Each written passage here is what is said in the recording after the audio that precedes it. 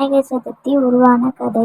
ஒரு நாள் பார்வதி கைலாயத்தில் நீராடச் சென்றார். அப்போது யாரும் உள்ளே வரக்கூடாது என்று நினைத்தார்.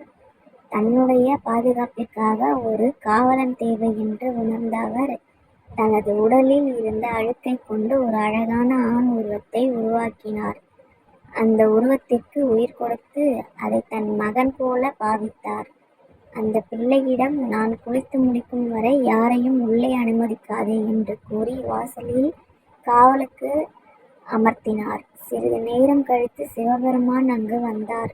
வாசலில் நின்றிருந்த பிள்ளையார் உள்ளே செல்ல அனுமதி இல்லை என்று தடுத்தார். கோபமடைந்த சிவபெருமான், நான் இவள் கணவன், எனக்கு உள்ளே செல்ல அனுமதி உண்டா என்று கேட்டார்.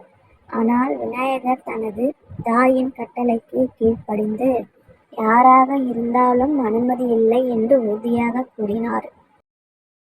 இருவருக்கும் இடையே கடும் போர் மூண்டது. இறுதியில் கோபத்தின் உச்சியில் இருந்த சிவபெருமான் தனது திரிசூலத்தால் விநாயகரின் தலையை துண்டித்தார்.